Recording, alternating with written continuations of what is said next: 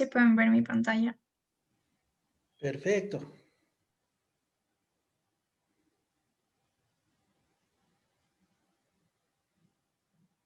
Muy bien. Cristian, Sofía, Mateo y Génesis. Y bueno, nosotros les vamos a explicar lo que respecta a neurooftalmología.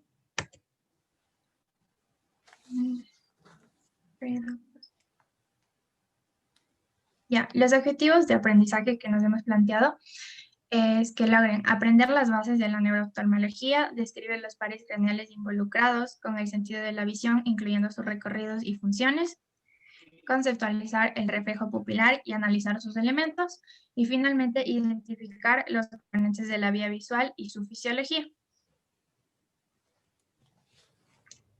Ya, bueno, vamos a empezar viendo los pares craneales. Pásale, por favor.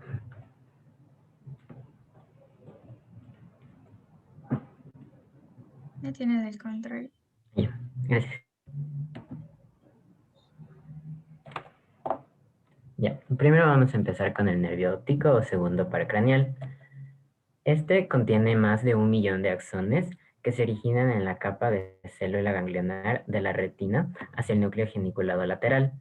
Se origina directamente del diencéfalo y es parte del sistema nervioso central. Sus fibras se encuentran compuestas de la mielina que es producida por los oligodendrocitos.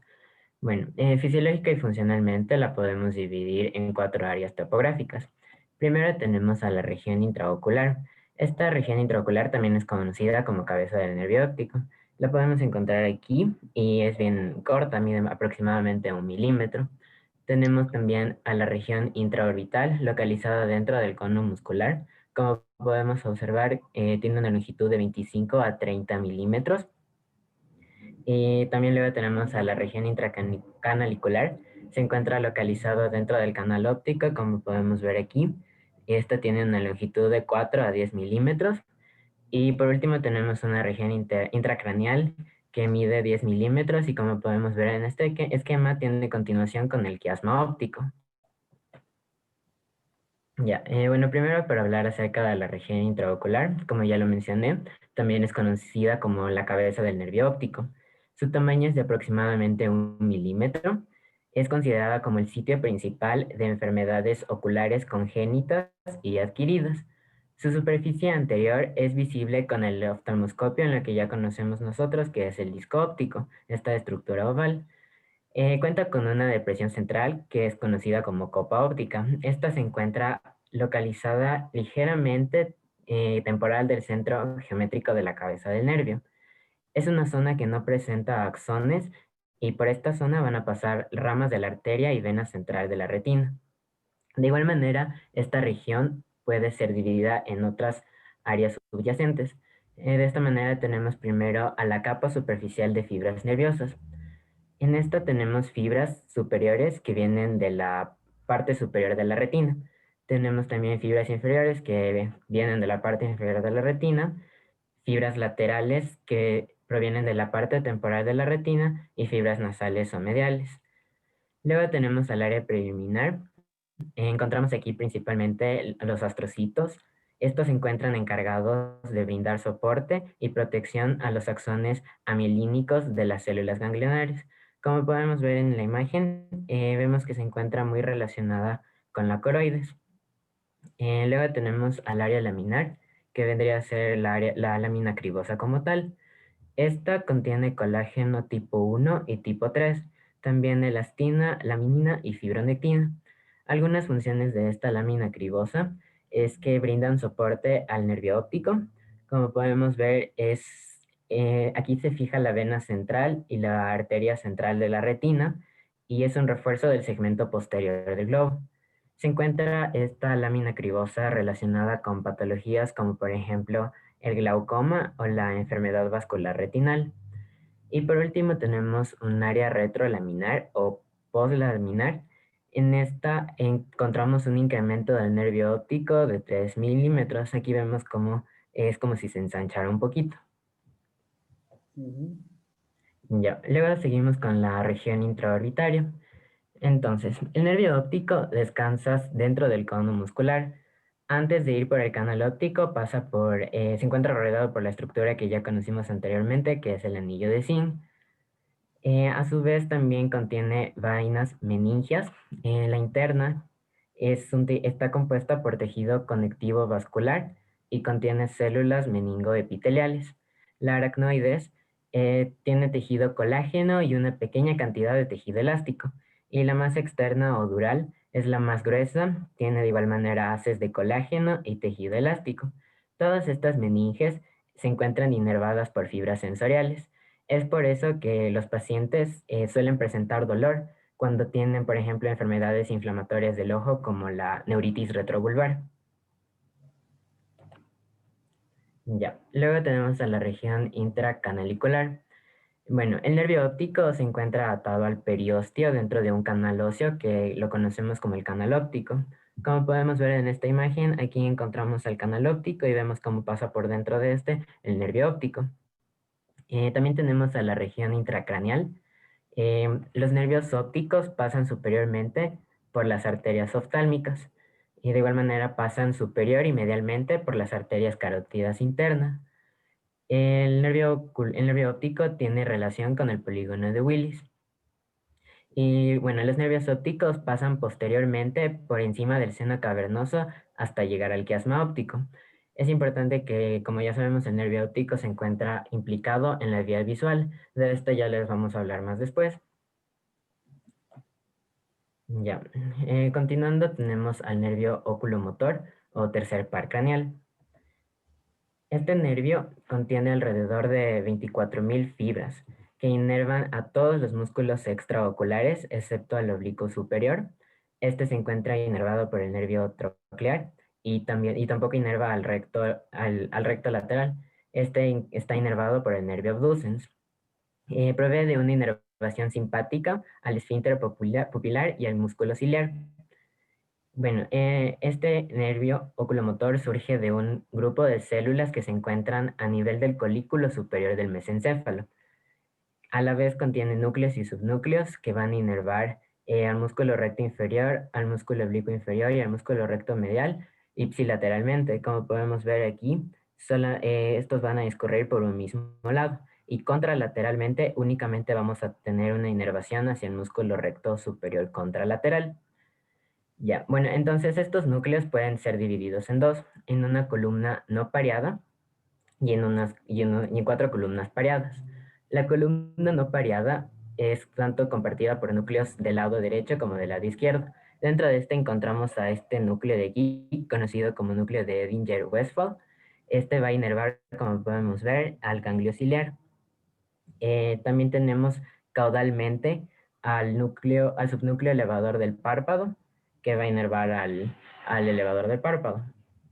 También, como dije, tenemos 4 columnas pareadas lateralmente.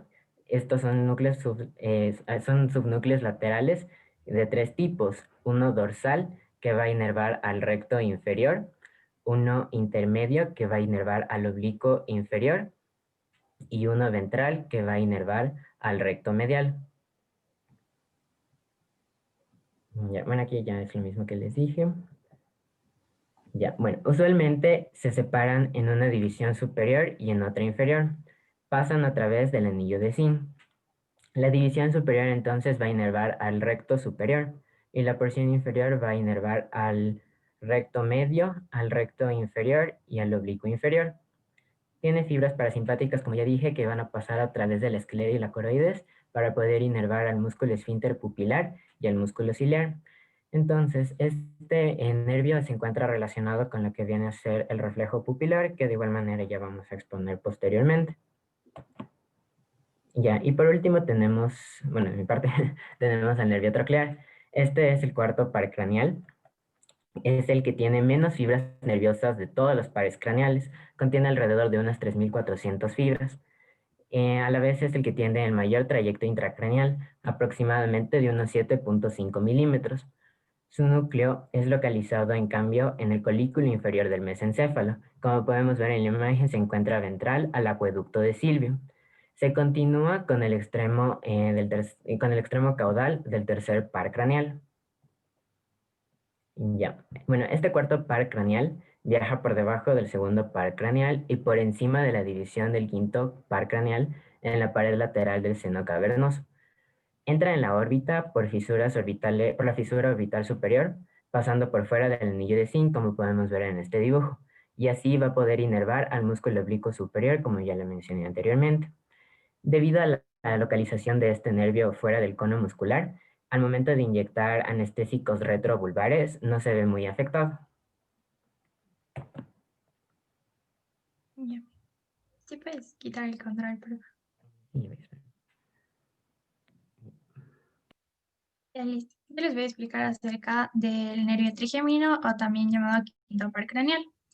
Este es el nervio craneal más grande. Recordemos que va a tener 3 subdivisiones de las que ya les voy a hablar, pero con respecto a lo funcional posee estas 2 divisiones, que es la porción motora y inerva los músculos de la masticación a través de ramas de la división mandibular. Y la porción sensorial sirve en mayor parte para el cuero cabelludo, frente, cara, párpados, ojos, glándulas lagrimales, músculos extraculares, orejas, dura madre y lengua. Entonces, bueno, haciendo relación con lo anterior, vamos a tener el complejo nuclear, o sea, de los núcleos de este nervio trigémino. Entonces, estos núcleos se extienden desde el mesencéfalo a través de la protuberancia y la médula hasta segmentos cervicales superiores, usualmente en la vértebra C4. Y bueno, aquí está un dibujo con respecto a los núcleos. Tenemos, estos son los sensitivos del núcleo mesencefálico, el sensitivo, o también lo encontraba como sensorial principal del trigémino, y el espinal, que es el de acá. Y con respecto, esos son los sensitivos. Y también va a haber un motor, que es el núcleo motor del trigémino. Entonces, empezando con los sensitivos, tenemos el núcleo mesencefálico, que lo podemos ver mejor aquí. Este núcleo mesencefálico media la propiocepción y la sensación profunda de los músculos masticatorios faciales y extraoculares. Este núcleo se extiende hacia abajo en la protuberancia posterior hasta el núcleo sensorial principal, que es justo el que se encuentra sensorial o sensitivo, eso les decía, abajo de este. El sensorial o sensitivo, este se encuentra en la protuberancia lateral al núcleo motor, porque el núcleo motor se va a encontrar acá, lateral a este. Es continuo con el núcleo mesencefálico. El núcleo mesencefálico lo tiene por arriba y el núcleo espinal lo va a tener por la parte de abajo. Recibe su información de las ramas ascendentes de la raíz dorsal y sirve para un toque ligero en la piel y en las membranas mucosas. La raíz sensorial del nervio craneal trigémino, al entrar en la protuberancia, se divide en un tracto ascendente y un descendente. El ascendente va a terminar en este núcleo sensorial principal y el descendente en el que está abajo del sensorial principal, que es el espinal, el de acá abajo. Entonces, el núcleo y el tracto espinal. Este sería el tercero, el que se encuentra acá. Y este núcleo y el haz espinales se extienden a través de la médula hasta C4, que es donde usualmente está, porque recuerda que les dije que estos núcleos se extendían hasta las vértebras cervicales, usualmente hasta C4. Este recibe aferencias de dolor y temperatura del tracto espinal descendente, que también transporta componentes cutáneos de los pares craneales, que son el 7, el facial, el 9, el glosofaringeo, y el 10, el vago neumogástrico, que sirven para las sensaciones del oído y el meato auditivo externo. Además, con respecto a este mismo, las fibras sensoriales de la división oftálmica, porque recuerden que en el trigémino se llama trigémino porque tiene 3 divisiones. Entonces, en la oftálmica terminan en la porción más ventral del núcleo y el tracto espinal. La maxilar, que es B2, en la porción media del núcleo espinal. Y B3 en las partes dorsales de este núcleo. Entonces, aquí en este gráfico es el que nos presentaba el que presentaba el libro, y es todo lo que les acabo de hablar. Por ejemplo, aquí tenemos el espinal, acá se encuentra el sensorial principal, el mesencefálico, y bueno, de esto decía que las acciones de los núcleos sensoriales y espinales principales, así como las porciones del núcleo mesencefálico, transmiten información sensorial a áreas sensoriales superiores del cerebro. Entonces, los axones, estos cruzan la línea media de la protuberancia, no sé por qué no sale esta, y ascienden hasta el tálamo. a lo largo de los tractos trigémino, talámicos, ventral y dorsal, y terminan en las células nerviosas del núcleo posteromedial ventral del tálamo, que sería hasta acá. Estas células a su vez envían axones a través de la cápsula interna al giro postcentral, acá, al giro postcentral de la corteza cerebral. La rama aferente del reflejo oculocardíaco está mediada por este nervio trigémino. Y está conectado a la rama eferente, que está mediada por las neuronas parasimpáticas del nervio vago, pero bueno, eso les explico más adelante. Y finalmente, como les dije, en estos del trigémino solo hay un núcleo motor. Este núcleo motor está ubicado en la protuberancia medial al núcleo sensorial espinal que acabamos de ver, que es este de aquí. Entonces, este va a recibir fibras de ambos hemisferios cerebrales y la formación reticular, núcleo rojo, tectum, fascículo longitudinal medial y del núcleo mesencefálico que se encuentra por acá arriba. Ya, este va a dar lugar a los axones que forman la raíz motora que inervan varios músculos. Entonces, en el primer gráfico podemos ver los músculos de la masticación que inerva, que sería el mastetero, pterigoideo y el temporal. También tenemos el músculo tensor del tímpano, el tensor del velo del tímpano, del palatino, y el músculo mieloideo y miloioideo y el vientre anterior del músculo digástrico, que es este de acá. Ahora, la vía intracraneal del par craneal trigémino, entonces sería la continuación de los núcleos.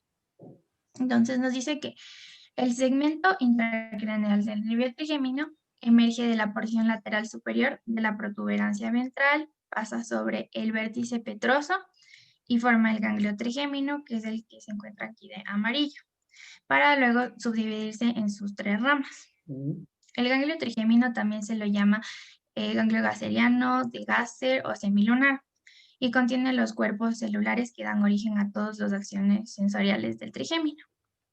Entonces, bueno, como podemos ver en la imagen, o sea, aquí, desde el ángulo pontocerebroso, que esto hace referencia a los núcleos, hasta la porción petrosa del temporal, y finalmente el ganglio trigeminal o de Gasser, que es el de acá. Entonces, continuando con la misma foto, esto decía como que este receso llamado cuerva de Meckel, que es donde se encuentra, está cerca del vértice de la parte petrosa del hueso temporal, en la fosa craneal media. Y medialmente el ganglio trigémino está cerca de la arteria carótida interna, que le pueden ver acá, y del seno seno cavernoso posterior. Bueno, las divisiones de este par craneal, de las que yo les vengo hablando, es oftálmica, maxilar y mandibular. Entonces, primero la oftálmica. La oftálmica entra en el seno cavernoso lateral a la arteria carótida interna, como vimos en la anterior imagen, y se dirige por debajo del par craneal 3, que es el motor ocular común, y del 4, que es el patético o troqulear. Entonces, este pasa la órbita a través de la fisura orbitaria superior y se divide en tres ramas que están en la imagen de acá, que son la frontal, la nasociliar y la lagrimal. Y dentro del seno emite una rama tentorial dural que inerva a todo lo que pueden ver aquí, que son los vasos cerebrales, dura madre, la fosa anterior, el seno cavernoso, el ala esfenoidal, el ápice petroso, la cueva de Meckel, que era la porción petrosa del temporal, la tienda del cerebelo y la hoz del cerebro y los senos venosos durales.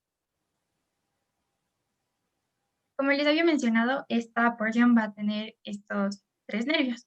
Entonces, empezando con el nervio frontal, se divide en los nervios supraorbitario y supratronclear, que están acá, supratronclear y el supraorbitario. El supraorbitario en este caso está puesto en sus dos porciones. Entonces,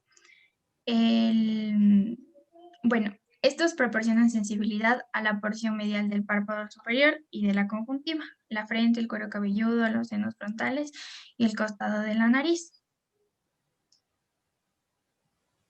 Esperen un momento. Ya.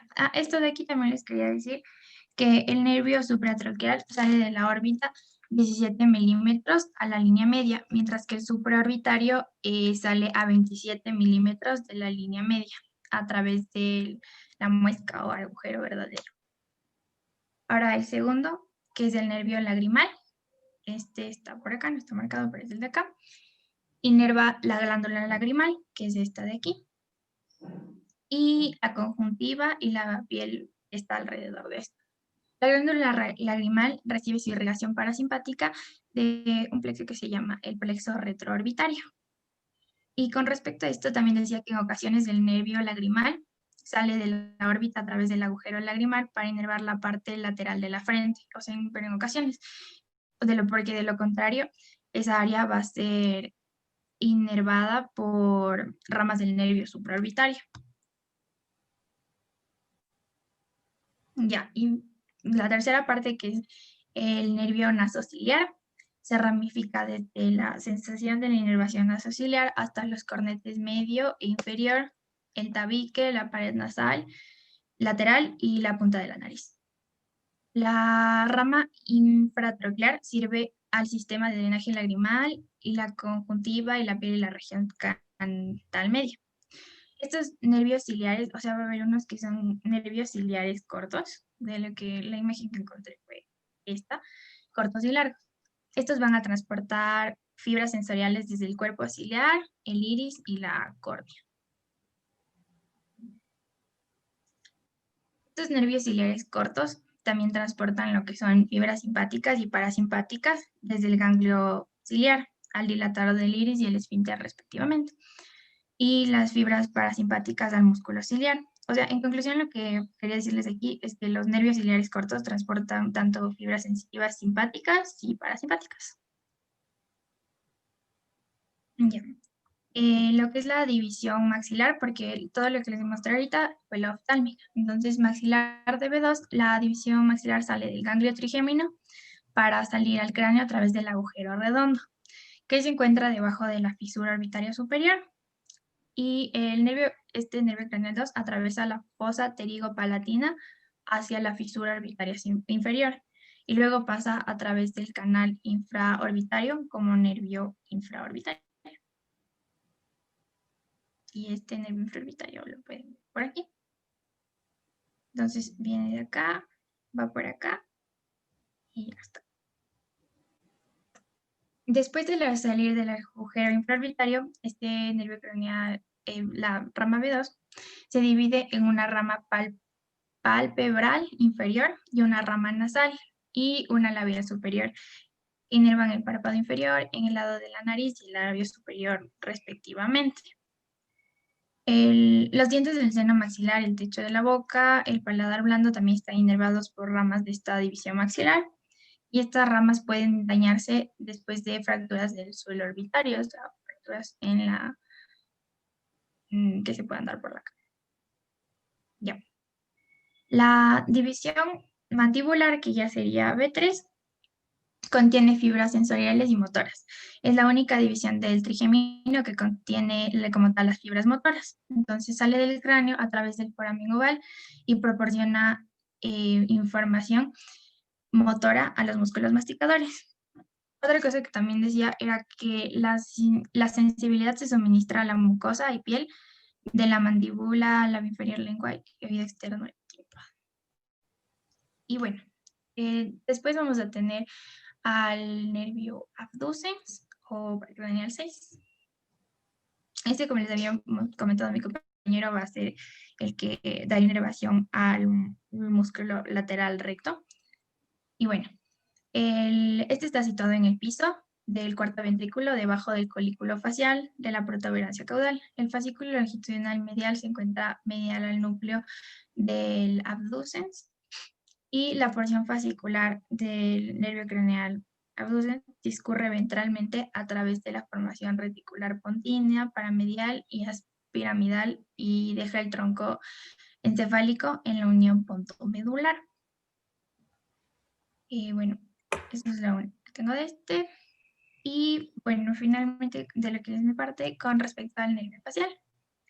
Entonces, el nervio facial, o el conocido como el número 7, es un nervio motor y sensorial, es mixto y es bastante complejo. ver en la imagen. Entonces, la raíz motora contiene fibras aferentes viscerales especiales que inervan los músculos de la expresión facial. La raíz sensorial transmite el sentido del gusto de los 2/3 anteriores de la lengua y la sensación del meato auditivo externo y piel retroauricular. Ya. También proporciona inervación parasimpática preganglionar a través de los ganglios esfenopalatino, que es el que podemos ver acá arriba, y el ganglio submandibular, que es acá abajo, o sea, este y este, hasta las glándulas lagrimal, submaxilar y sublingual. Ya. La señal para lo que empiece el movimiento facial se da en la corteza motora primaria en la circunvolución precentral, que es la que se encuentra en el gráfico de aquí. También decía que el subnúcleo motor dorsal controla la mitad superior de la cara y recibe entrada córtico-vulvar de ambos hemisferios cerebrales. Y el subnúcleo lateral controla la mitad inferior de la cara y recibe entrada córtico-vulvar del hemisferio contralateral. Los nervios craneales 7 y 8, que es el auditivo vestíbulo-coclear acústico, pasan juntos a través de la cisterna pontina lateral en el ángulo pontino-cerebroso y entran en el meato auditivo interno en una vaina meningia común.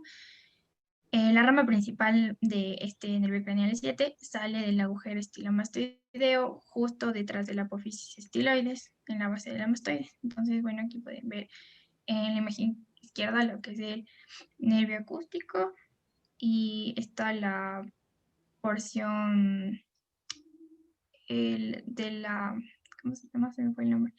Bueno, del estilo mastoideo, de la porción de la base de la mastoide. Bueno, luego pasa a través de los lóbulos superficial y profundo de la glándula parótida y se divide en la rama temporofacial superior, lo que luego se divide en ramas temporal, cigomática y bucal y la rama cervicofacial. Una mnemotécnica que usaba en primero era para aprenderse de todas estas ramas del nervio facial, usar los 5 dedos de la mano, entonces temporal, cigomático, bucal, mandibular y cervical. Ya. Y finalmente, en este se hablaba de lo que es la vía del reflejo lagrimal. Entonces, el lagrimeo reflejo está controlado por aferencias de los núcleos sensoriales del nervio craneal, el trigémino. Las fibras parasimpáticas preganglionales eferentes pasan periféricamente como parte del nervio intermedio y se dividen en dos grupos de la rodilla externa del facial. El grupo de las fibras lagrimales pasa al ganglio pterigopalatino en el nervio petroso superficial mayor y el grupo salival de las fibras se proyecta a través de la cuerda del tímpano hacia el ganglio submandibular para inervar las fibras de las glándulas salivares submandibular y sublingual. Entonces, bueno, de lo que es como tal la vía del reflejo lagrimal, lo pueden ver mejor en esta imagen. Y el lagrimeo emocional estaba mediado por fibras deferentes parasimpáticas que se originan en el núcleo salival que ya les mencioné, pero en el núcleo salival superior y el núcleo lagrimal en la protuberancia caudal, ambos posterolaterales al núcleo motor. No sé si lo recuerdan. Y el núcleo lagrimal recibe impulsos del hipotálamo que media el desgarro emocional y también hay información supranuclear de la corteza y el sistema límbico que se encarga de las emociones para ayudar. Muy bien. Ya. Aló. ¿Me escuchan? ¿Sí? Ya. Yo les voy a hablar sobre el reflejo pupilar. Ya tienes el control de mi pantalla. Gracias.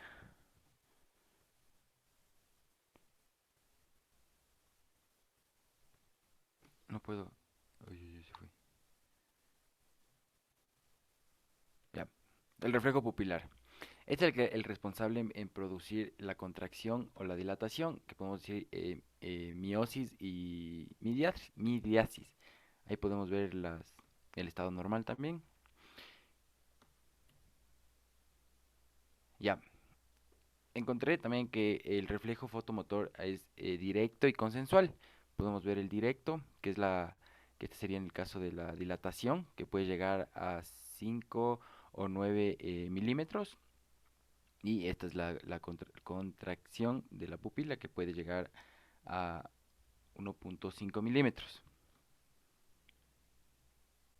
Ya.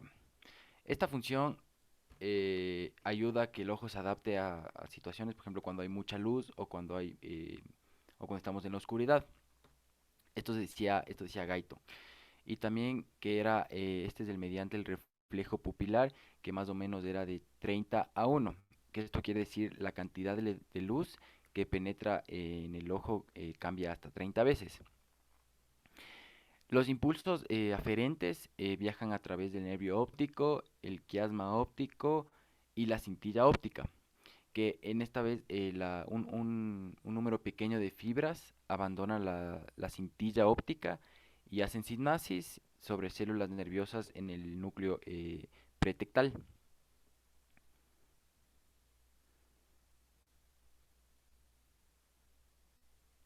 Ya, también otro, el reflejo de acomodación, que consiste en poner un dedo enfrente del paciente a unos 50-60 centímetros y que el paciente se fije directamente al dedo. Y esto pasa al rato de ir acercando el dedo hacia el ojo. Se puede ver una contracción de la pupila que acompaña de convergencia en los ojos y así se acomoda el cristalino. También el reflejo corneano y conjuntival. Este en cambio es eh, otro método que es usando un algodón o un pañuelo, algo que tenga una punta de ángulo, provoca una contracción en el orbicular del párpado. Este es necesario introducir lateralmente desde afuera del campo visual del sujeto para suprimir el reflejo defensivo. Esto es una vía aferente, que es el quinto par craneal, y igual una vía eferente, el séptimo par craneal. El nervio facial y las ramas hacen que el músculo orbicular de los ojos realice un párpado. También el reflejo cilio-espinal o híbrido dilatador. Este es el de la pupila se dilata cuando la persona siente un estímulo de forma dolorosa. Por ejemplo, leí también que cuando una persona recibe un pellizcón en el cuello, la pupila se puede dilatar. Las fibras sensitivas aferentes tienen conexiones con las neuronas simpáticas, que son las preganglionares eferentes en las astas grises laterales, que era el primero y el segundo segmento torácico.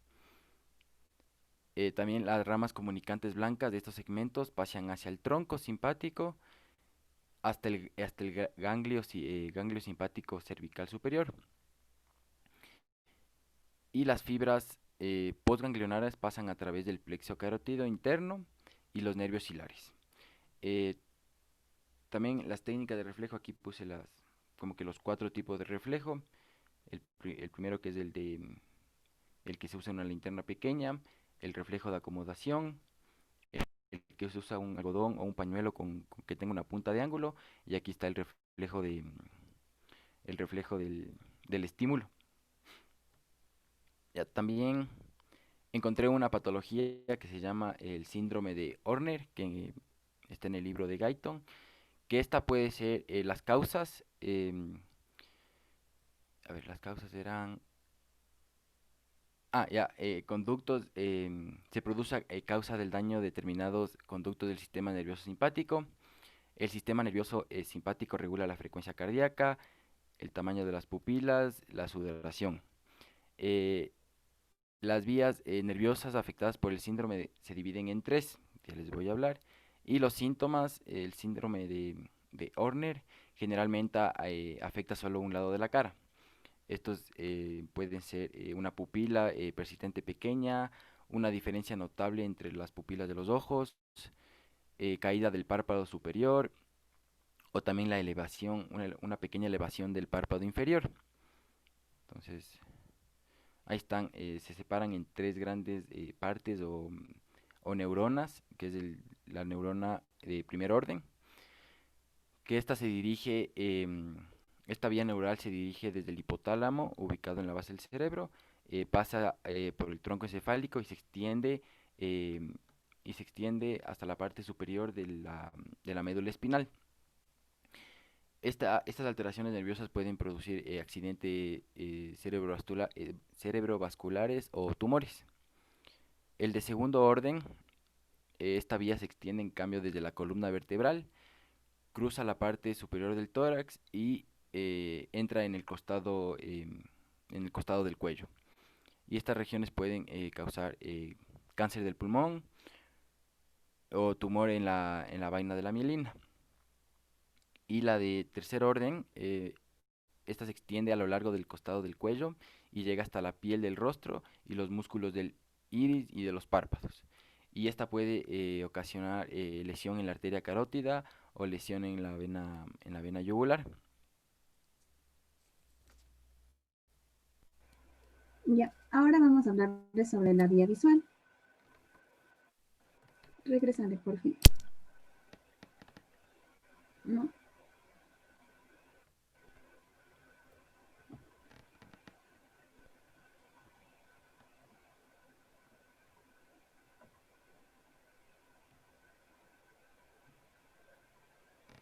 Ya te doy el mando. Ya.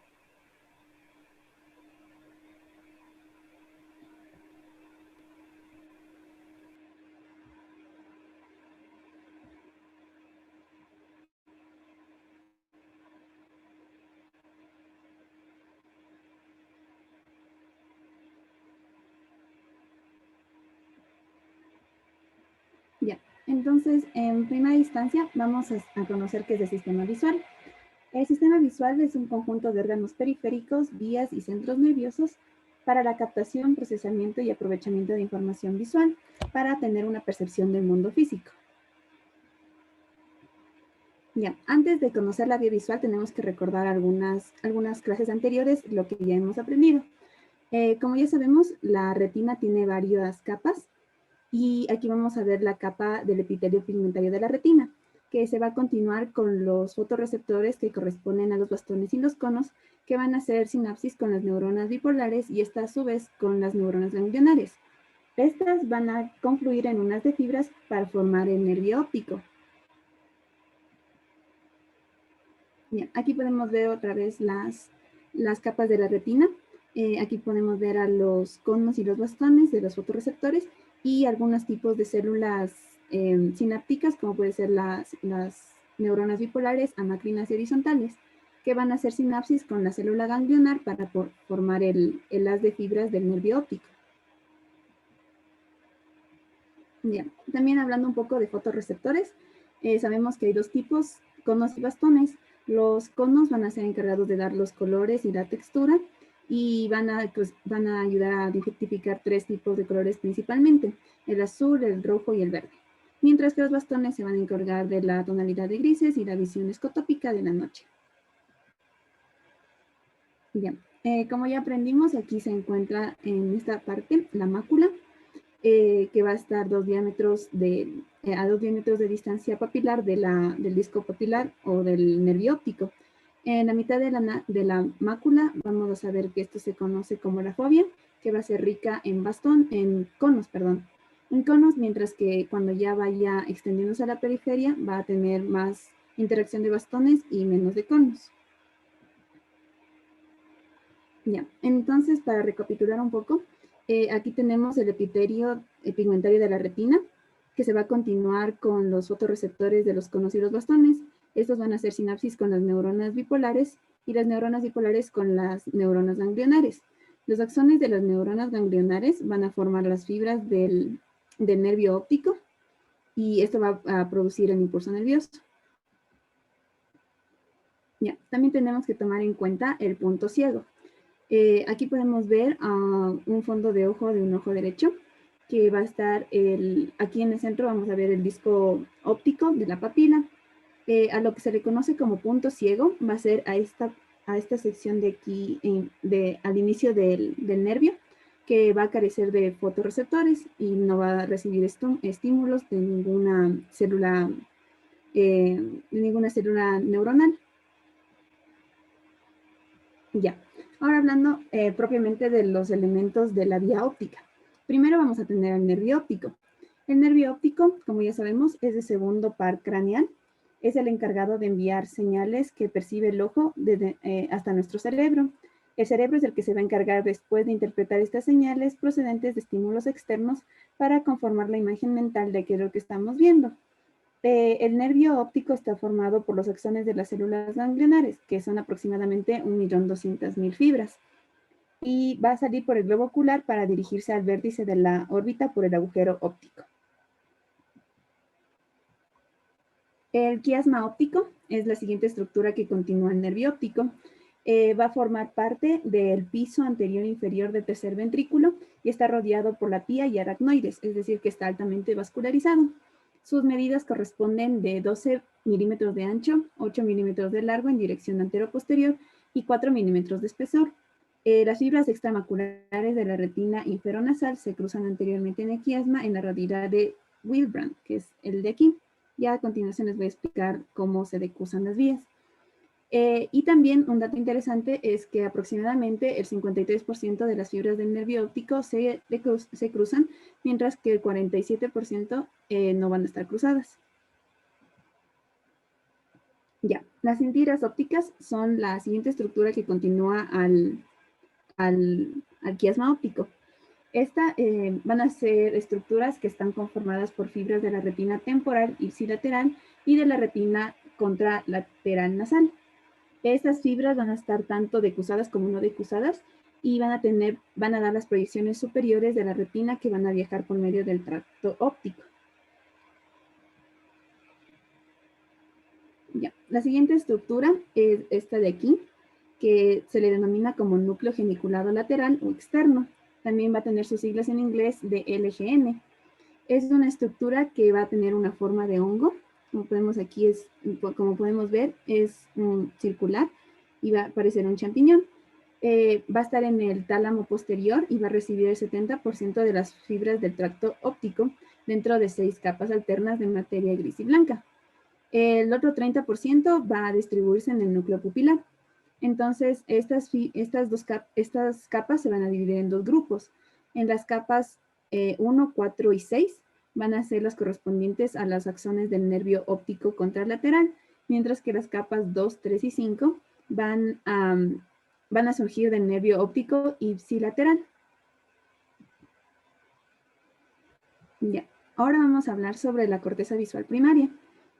La corteza visual primaria es el área más delgada de la corteza cerebral humana y va a tener 6 capas celulares que van a ocupar los labios superiores e inferiores de la cisura o fisura calcarina, que vamos a hablar más adelante. Esta se va a encontrar ubicada en el lóbulo occipital, en la parte posterior, y anatómicamente va a equivaler al área de Bowman 17 o BA17, o también conocida como corteza visual primaria B1.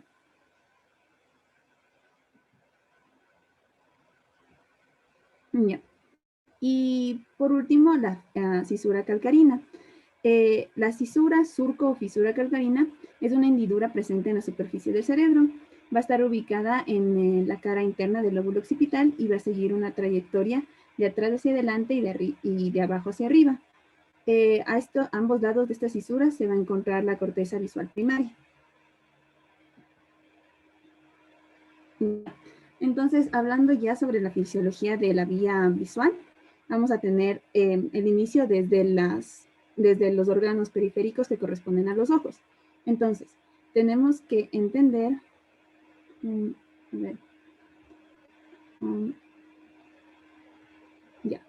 que en esta parte externa se va a encontrar la retina temporal en ambos ojos, mientras que en la parte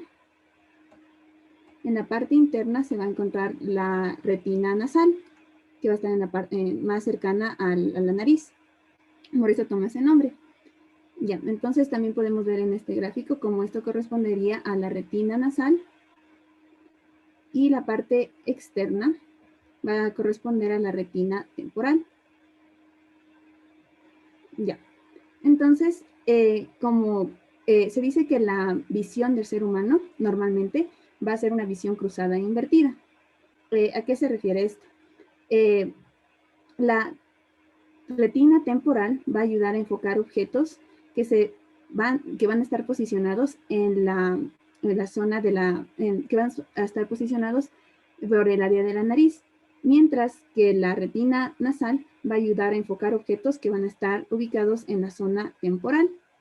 Por eso se va a decir que va a tener una visión cruzada, que va a ir de un lado al otro. Entonces podemos verlo así, que va a ir de un lado al otro. Mientras que también tenemos que recordar que la retina tiene una parte superior y una parte inferior. Y de igual manera van a tener funciones inversas. La parte superior va a ayudar a enfocar objetos de la parte inferior, mientras que la parte inferior va a enfocar objetos de la parte superior, en la parte superior. Entonces, aquí se va a decir que va a abrirse así. Y aquí va a tener una visión invertida. Entonces, en la parte superior vamos a tener al segmento temporal superior, aquí temporal inferior, y en la parte más central, que podemos denominarla así, va a estar la nasal superior y la nasal inferior. Ya. Y en este punto donde convergen los puntos, va a ayudar a enfocar en el sector de la mácula, que ya sabemos que tiene una alta concentración de conos. Entonces, por eso se dice que el ser humano va a tener una visión cruzada e invertida, porque va a hacer todo lo inferior va a enfocar lo superior y lo superior enfocar lo inferior, y la retina nasal va a enfocar la temporal y la temporal va a enfocar a la nasal.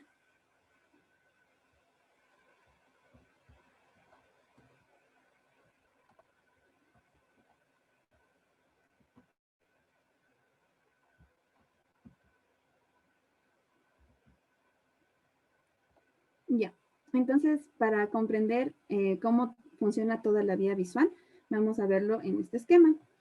Entonces vamos a diferenciar la retina temporal y la retina nasal. La temporal va a estar ubicada en la parte externa, aquí, mientras que la nasal va a estar en la parte interna, acá. Ya. Estas van a ser las estructuras del ojo propiamente dichas. Este se le va a conocer como el nervio óptico, o también puede llamarse como tracto óptico, según otras bibliografías. La parte central donde van a confluir los dos tractos van a ser el quiasma óptico. Lo que le continúa van a denominarse como cintiras ópticas. En esta parte que va a tener, como ya hablamos, el núcleo geniculado externo o lateral, que va a tener una forma de champiñón. Estas asas que se van a extender son conocidas como asas de Meyer. Y esta porción de aquí se le denomina como tracto genículo calcarino. Creo que no se ve tan bien. Bueno, no. Este tracto de aquí va a ser el tracto genículo calcarino, que va a contener las fibras que van a llegar a la corteza occipital, que van a corresponder al área primaria visual. Entonces, en la parte anterior vamos a tener a las órbitas con las dos retinas nasal y lateral. Van a continuarse por el nervio óptico, también denominado como tracto óptico. Van a confluir en el quiasma óptico. Este se va a continuar con las cintiras ópticas. Aquí va a haber una pequeña elevación que va a permitir que se dé la expansión, que va a denominarse el núcleo geniculado lateral o externo. Estas curvaturas superiores se les va a denominar como asas de Meyer.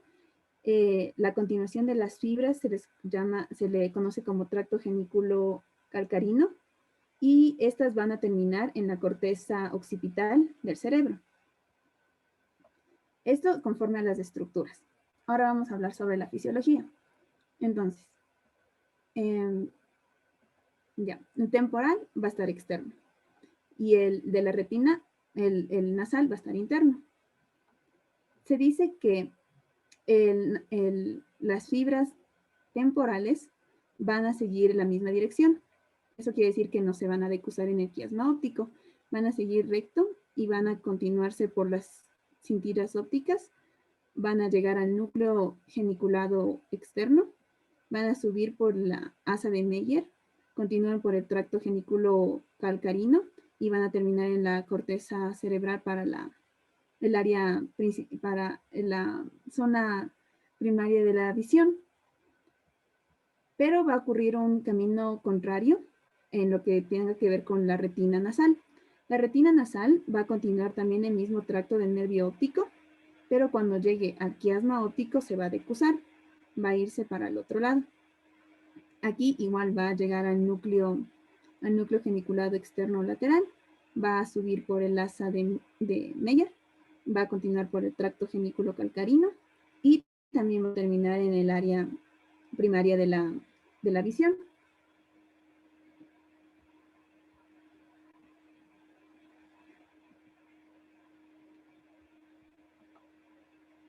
Ya, entonces aquí también podemos ver un ejemplo de cómo sería más o menos la composición diferenciada por colores. Entonces,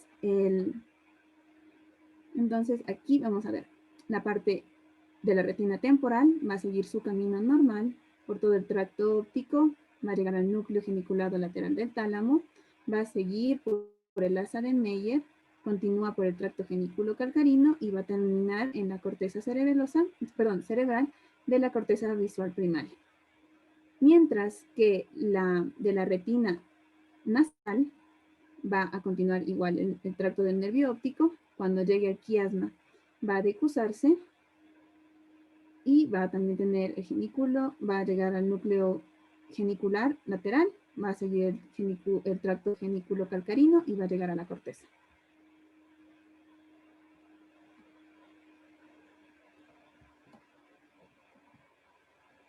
Ya, entonces, para entender mejor cómo funciona esta vía visual, vamos a entender por medio de patologías. Entonces, en el caso de que se dé una obstrucción en el parte del nervio óptico que corresponde a estas fibras de aquí, vamos a ver que va a darse una pérdida total del ojo derecho, porque se va a ver obstruida tanto la vía nasal como la vía temporal. Entonces, a esto se le denomina como heminoapsia unilateral derecha. Hemianopsia. Hemianopsia, perdón. Ya. También aquí vamos a ver qué pasaría en el caso de que se obstruya el quiasma óptico. En el caso del quiasma óptico, como vemos que está justo en la parte central, van a haber problemas en la retina nasal, que es en la parte de aquí. Entonces, las fibras que se van a decusar van a ser las que se vean obstruidas, a tal forma de que se va a perder la mitad medial de la visión y solo se va a mantener la mitad lateral, que corresponde a la retina temporal. Esto se denomina hemianopsia binasal.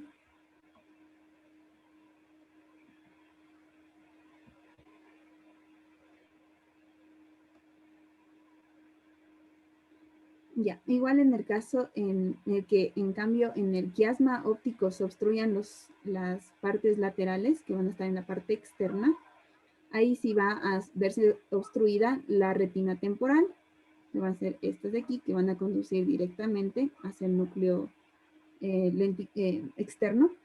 Entonces ahí se van a ver obstruidas la visión lateral, lo vemos aquí, y se va a mantener la visión medial, porque no se ve obstruido en la retina nasal. A eso también se le va a llamar hemianopsia bitemporal. Hemianopsia bitemporal.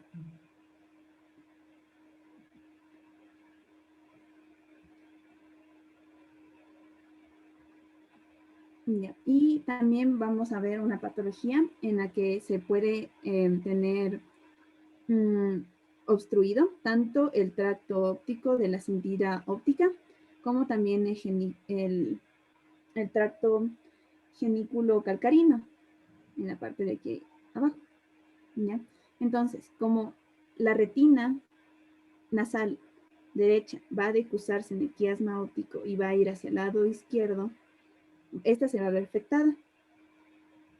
Entonces correspondería a esta parte de aquí. Y la retina temporal que va a continuar, retina temporal del izquierdo que va a continuar en la dirección normal por todo el quiasma, el tracto óptico, también va a verse obstruida. Entonces también se va a afectar la visión lateral del ojo izquierdo, a tal manera de que va a verse afectada la visión medial del ojo derecho y la visión lateral del ojo izquierdo. Y a esto se le va a denominar como hemianopsia contralateral.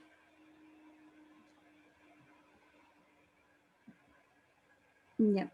Y por último, aquí hay un pequeño resumen de cómo va a ser la irrigación del nervio óptico con la vía visual por medio del quiasma óptico, que se va principalmente a ver con la arteria cerebral anterior. En el tracto óptico va a tener la comunicante anterior y la arteria coroidal anterior. En el núcleo genicular lateral o externo se va a encontrar la arteria anterior y posterior de la coroides. Las radiaciones ópticas van a estar en dos secciones, anteriores y posteriores. La anterior va a tener una arteria, va a ser irrigado por la arteria coroidal anterior y la posterior por una arteria estrial lateral, que va a ser una rama de la arteria cerebral media. Y por último, la corteza primaria, que va a estar ubicada en el lóbulo occipital, va a estar irrigada por la arteria calcarina.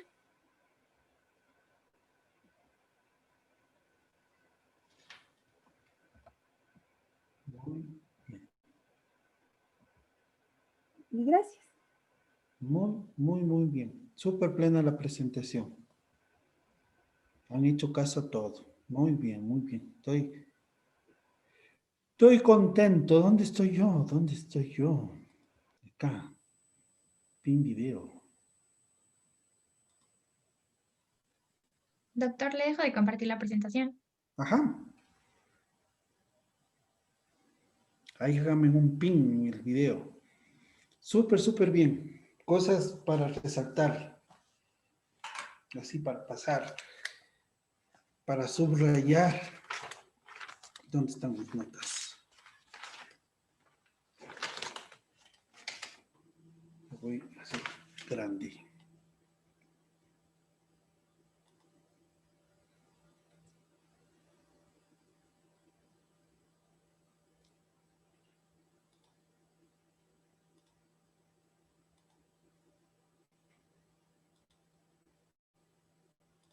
Ok, vamos. Entonces.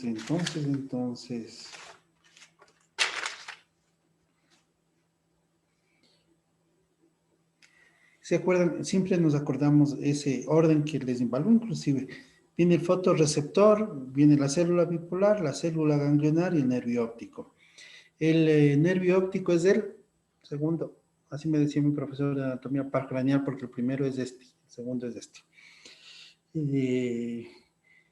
La visión, la función visual, ahora que estamos acabando, no solo es agudeza, sino también es campo visual, porque estamos valorando los conos y los bastones. Los conos me dan agudeza y visión de colores. Entonces, funcionalmente yo valoro los conos con las cartillas de Snellen y con las pruebas de colores. Generalmente usamos esas de Ishihara. Y la campo visual yo evalúo con campos visuales. ¿Sí? Son las dos funciones integradas. Eso en cuanto al nervio óptico. El motor ocular común, importantísimo porque maneja casi todos los músculos extraoculares. Se encuentra el núcleo, el origen real y el aparente están en el mesencéfalo. Inervan casi todo, excepto el oblicuo mayor y el recto externo. El resto es de inervación del motor ocular común, por eso es tan importante, por eso tiene fibras decusadas, ya vamos a ver en un ratito, hay en el núcleo, hay anatomistas que dicen que hay un solo núcleo de Edinger-Westphal. Y otros dicen que a la salida del Edinger-Westphal, especialmente las fibras que controlan la pupila se decusan. Ya vamos a ver para qué. Vimos que el trigémino es un nervio sensitivo y motor. Vimos que la mayor parte de la sensibilidad de las estructuras oculares están dadas por el trigémino, ¿no es cierto? Vimos que tienen a nivel del tallo cerebral, tiene 4 núcleos: el mesencefálico, el sensorial, el espinal y el motor. Del trigémino, vimos que la porción sensitiva del trigémino se organiza en el ganglio de Gasser, ¿se acuerdan? Que en el ganglio de Gasser están todas las fibras sensitivas. El trigémino se llama trigémino porque da 3 ramas, ¿no es cierto? La frontal, la maxilar superior y la mandibular. Son las 3 ramas que da. Vimos que el sexto par básicamente es motor y va a inervar el motor ocular externo, por eso se llama abducens, le dicen los gringos. En cuanto al séptimo par, el facial, tiene funciones sensitivas y motoras, ¿no es cierto? Está en la protuberancia, el origen de este par craneal. ¿Cuál es la principal función motora del séptimo par, del facial, que tiene que ver con lo que nos ocupa a nosotros en los ojos? ¿Cuál es la principal función motora del séptimo par craneal?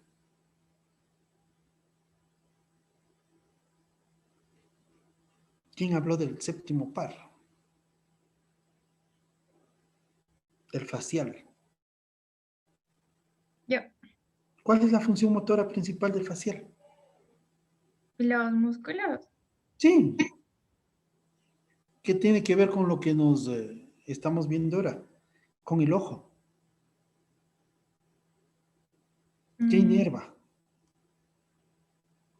Inervaba en la... No estoy segura. El orbicular de los párpados. El parpadeo está dado por el facial. Sí, y si no se acuerdan de esto, van a ver una persona que tiene parálisis facial, está con el ojo abierto y no puede parpadear.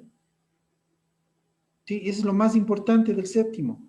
Y lo que a mí me atañe, ¿no es cierto? Tiene importancia para otros lados. En el ojo, ¿qué inerva motoramente el facial?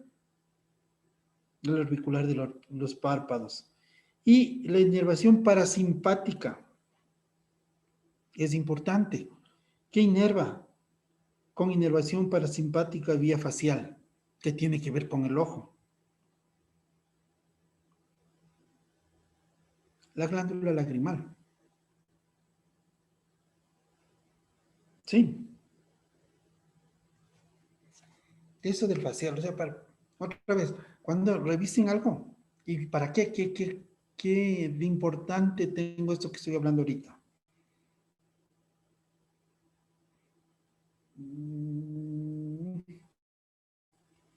La vía visual, imagínense chicos que la función visual, representa el 80% de la actividad del sistema nervioso central. Cuando estamos viendo, estamos haciendo trabajar a todo el sistema nervioso central un 80% porque es la imagen, son los engramas que se generan, es el uso de lo que están viendo, qué es, para qué sirve. Todo eso tiene que ver con los ojos. Las porciones del nervio óptico, que una es intraocular, otra es intraorbitaria, es intracanalicular y la otra es intracerebral.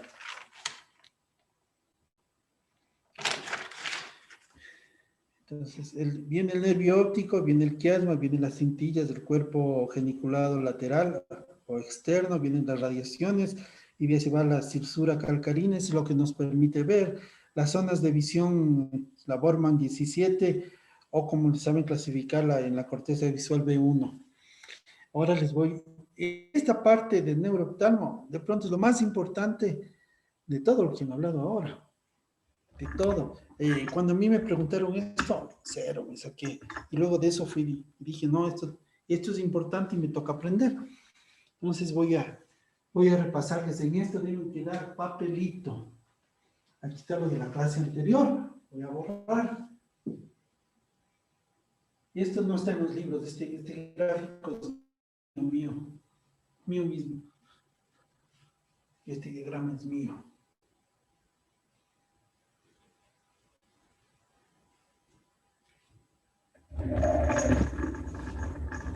A ver.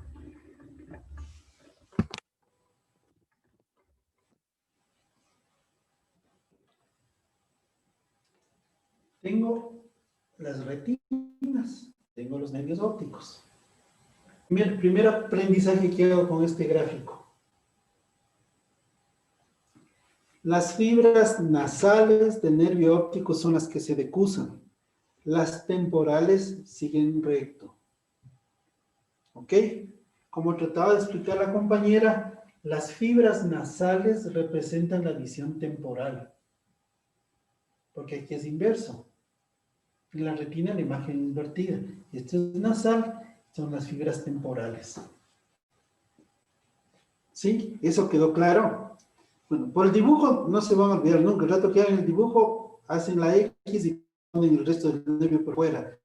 Las fibras internas de la retina, las fibras internas del nervio óptico son las que se decusan y las externas pasan recto. Las internas representan a la retina interna. Pero la retina interna está viendo la parte temporal de la visión. ¿Está claro eso? Sí, La mayor parte de la patología en el quiasma se dan por tumores en la silla turca que está aquí. ¿Qué fibras están presionando o lesionando ahí? Las internas, ¿no es cierto? ¿Y qué representación tenían en el campo visual esas fibras? lo temporal. Ya. Entonces, un tumor, un adenoma hipofisario, se caracteriza por una mianopsia bitemporal. Sí, esto es lo que nos estaba tratando de explicar la compañera. Tal vez ahí esté un poco más claro que en el libro. Yo para aprenderme algo tengo que comerme en imágenes, porque si no, no aprendí. Eso es lo principal, porque sí hay otras lesiones, pero lo principal en la vía visual son las hemianopsias bitemporales que se llaman en los problemas de la silla turca. Ok. Después los nervios ópticos pasan al cuerpo o núcleo geniculado lateral, que tiene forma de hongo, ¿no es cierto? Del cuerpo geniculado lateral, ¿qué sale? La vía se puede ir hacia dos lados.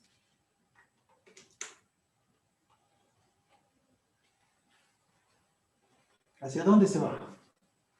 O se van a las cintillas ópticas, 80% de fibras, y 20% de fibras van a otra neurona. O sea, hasta aquí llegan las células ganglionares. Aquí comienza la otra neurona y va a unirse al núcleo pretectal. Acá viene otra neurona y se va a ir al mesencéfalo y va a entrar aquí. Me avisan si no se ve.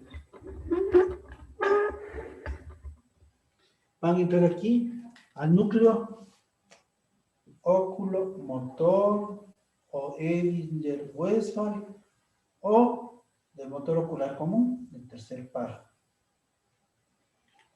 Aquí hay una discusión entre los anatomistas porque unos dicen que solo hay un núcleo oculomotor.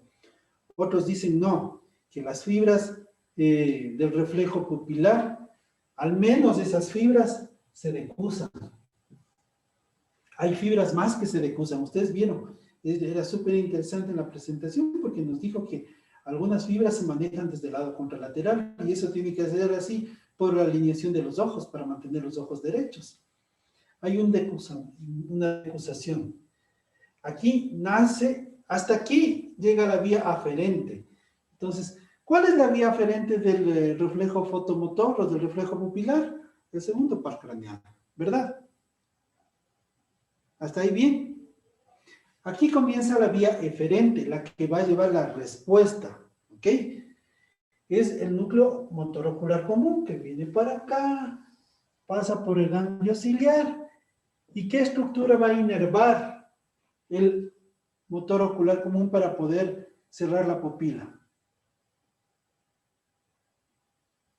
¿Cuál es el músculo efector del reflejo fotomotor?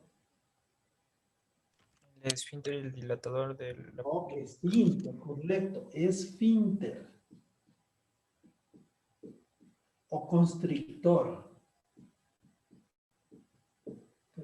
La pupila es un espacio virtual, no es ninguna estructura. ¿Sí? El esfínter o constrictor pupilar. Correcto. Entonces, pregunta, les pueden hacer en su vida. ¿Por qué tenemos reflejo consensual? ¿Alguien me puede responder ya por qué tenemos reflejo consensual? ¿Qué quiere decir el consensual? Si yo le ilumino este ojo va a ser miosis y el otro también va a ser miosis. ¿Por qué tenemos reflejo consensual, chicos?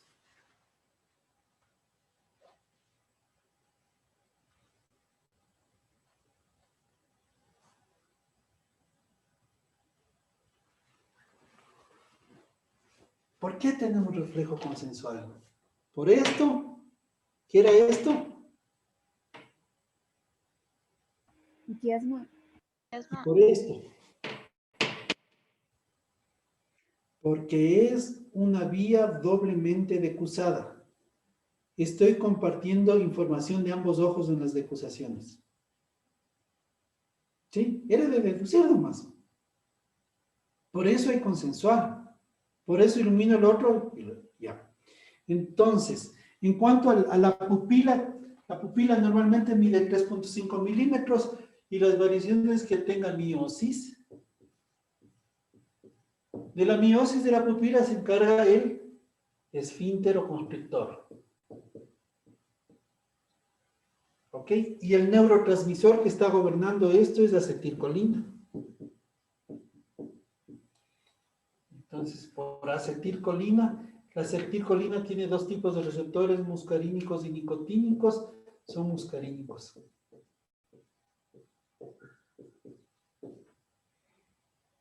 Muscarínicos. ¿Ok? Esta es una vía eferente del reflejo fotomotor, porque la otra vía eferente es de tipo simpático.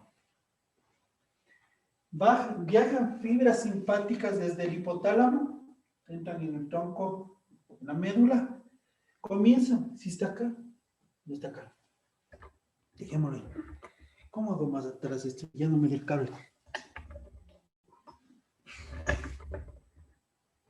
Ahí está. Si no se ven, me avisan porque se pierden. Hay fibras simpáticas que comienzan en el hipotálamo, aparecen entre C8 y T2. Se organizan ya en el ganglio estrellado, que se llama ganglio cervical. El ganglio estrellado o ganglio cervical está aquí, en el ápice del pulmón, por eso lesiones tumorales del pulmón lo dañan. Entonces, acompaña la carótida interna, acompaña los plexos carotídeos, está pegadita. ¿Se acuerdan que cuando pasaba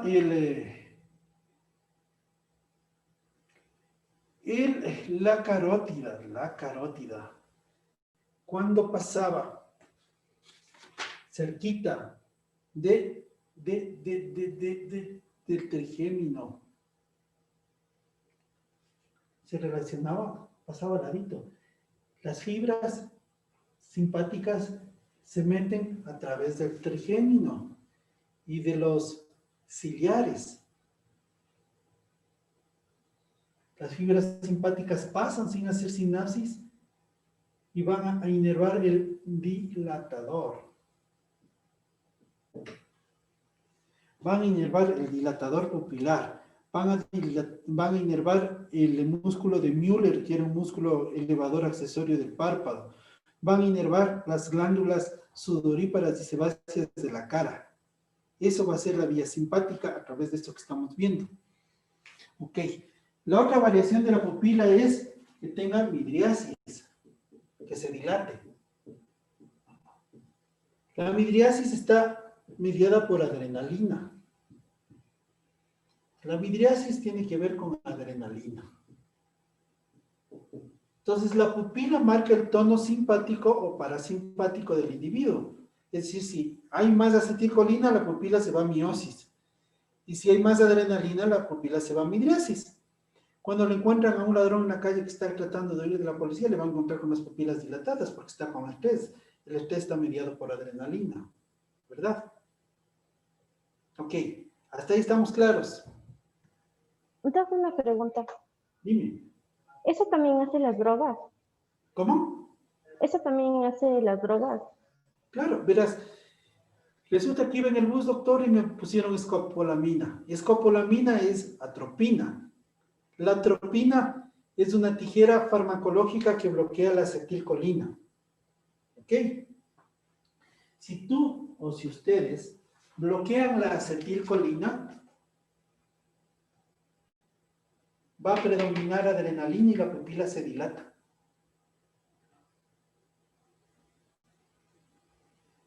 ¿Sí? ¿Qué es la atropina? La atropina es un anticolinérgico. Bloquea la acción de la acetilcolina y cuando yo bloqueo la acción de la acetilcolina, la pupila se dilata. ¿Sí? En cambio, si yo estimulo con adrenalina, si yo estimulo al paciente con adrenalina, ¿qué va a pasar? Se va a estimular el dilatador. ¿Y qué pasa con la pupila?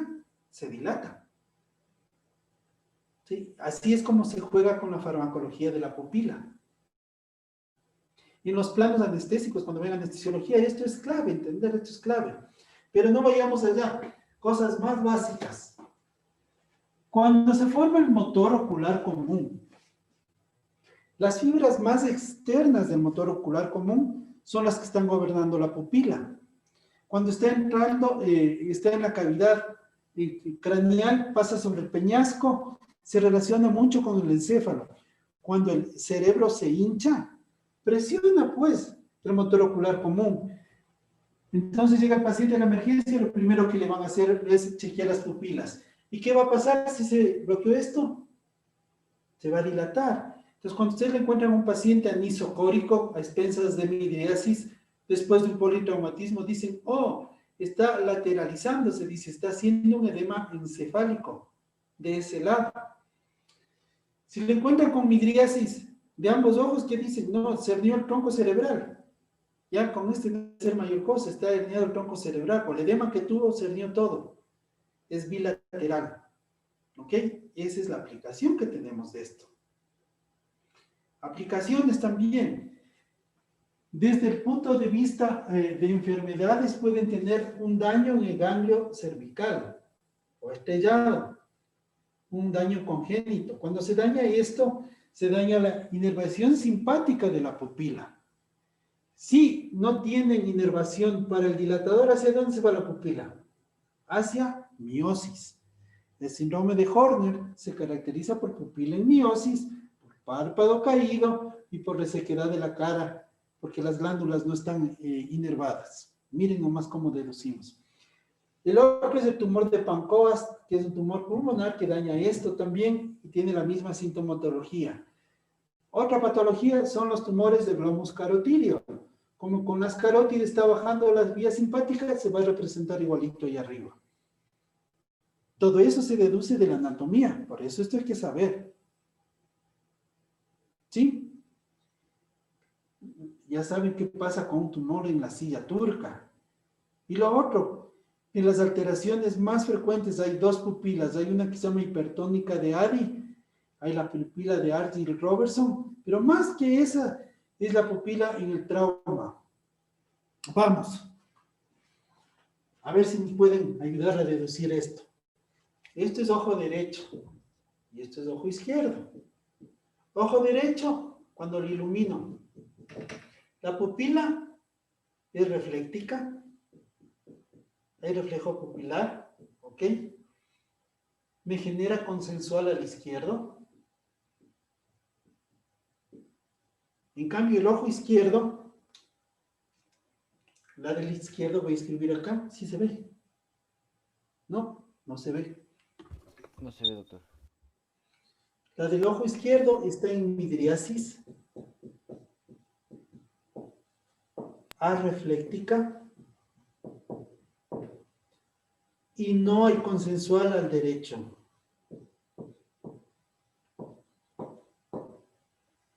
Vuelvo a repetir, me llega un paciente, yo ya sé, o sea, yo estudié esto de anatomía y de neurooftalmología para poder responder algunas preguntitas. Entonces llega el paciente a la emergencia, está con Glasgow 5T, pues está entubado, no puede responderles nada. Examinen los reflejos pupilares. Ojo derecho está normal, normal, y me genera consensual a la izquierda. Le examino el ojo izquierdo y le encuentro una pupila dilatada, una pupila arrefléctica y que no genera consensual al otro lado. ¿En qué parte de la vía está el daño? ¿En la aferente o en la eferente? Aferente. Aferente. Eso se llama pupila de Marcus-Gunn. Resulta que por el traumatismo hubo una fractura de los huesos de la órbita y en la porción canalicular del nervio óptico hubo una atracción del nervio, se rompió. Entonces ahora sí me explico. Este ojo está dilatado. Este ojo no me genera consensual porque está dañado la vía aferente. ¿Quién? Que de aquí se deriva toda la farmacología de la pupila que no quiero enredarles al nivel que están ustedes. Pero esto es súper útil. De neurooftalmo esto es súper útil. Es de todos los días. Me jalé yo cuando me preguntaron y tuve que irme a hacerme este gráfico para poder responderme a todas las variaciones. ¿Tienen preguntas, chicos? Esto tiene que estar clarito. Entonces ya supieron qué fibras se cruzan, ya supieron cómo puedo interpretar los daños, quién gobierna miosis, quién gobierna midriasis, qué neurotransmisor está metido en todo eso. ¿Tienen preguntas, chicos?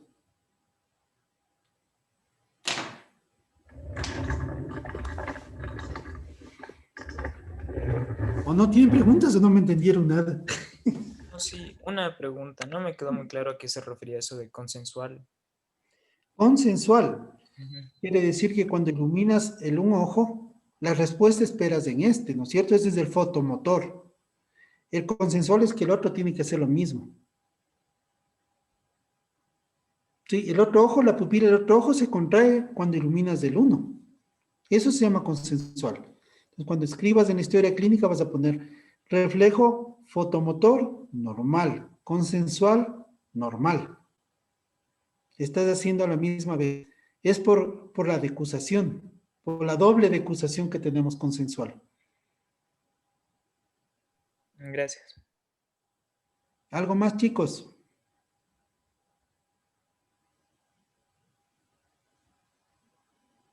Doctor, una pregunta. Dime, Mateo. Usted nos mencionó no me acuerdo si eran dos o una clase anterior, que para el daltonismo está formado por, o sea, se da el daltonismo en los conos, ¿no es cierto? Sí, ¿Hay algún prueba o algo así para saber qué color está fallando? claro. Espérame un ratito. Creo que tengo aquí mi librito. Se llama test de Ishihara que usamos. Hay varios, verás. Hay uno Ishihara, hay otro que se llama de Farnsworth. Tengo el Farnsworth y el Ishihara. Les conté que mi señora es optómetra. Entonces, ellos se dedican bastante a esto. Déjame ver si encuentro el Farnsworth y el Ishihara.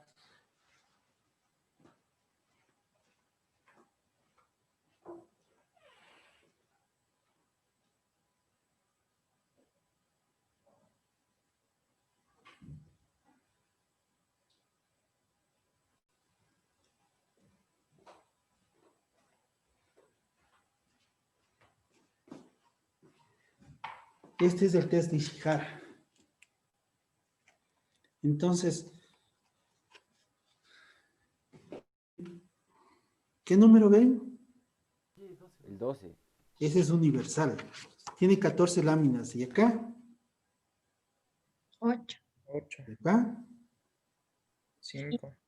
Sí, entonces ese está valorando, tiene 14 láminas. Entonces, en estas dice, con su dedo, una de un lado al otro, de ida y vuelta. Sí, entonces aquí estamos viendo si hay trastornos de la visión cromática, como dice el, ¿cómo se llama?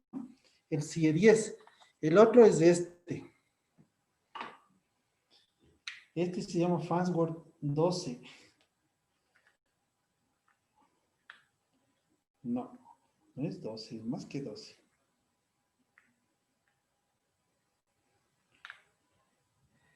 Este sale 9. 12, 14 y 15. Farnsworth 15. Chuta, está en 2 pisos. Les voy a enseñar al menos el 1.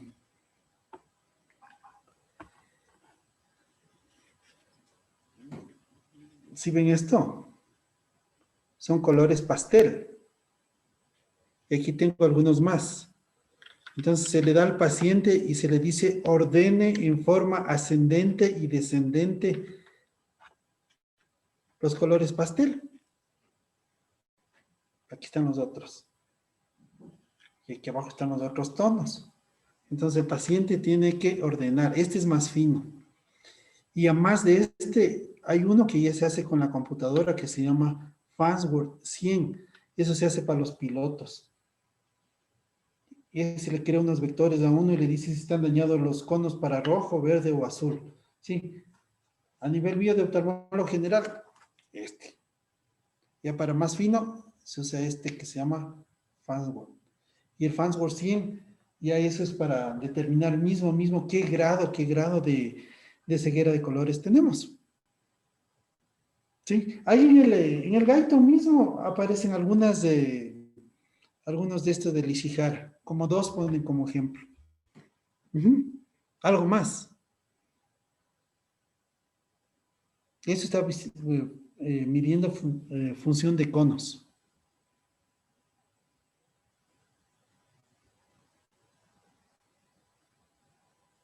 Déjenme ver si encuentro otra prueba macular que tengo adentro. Ojalá.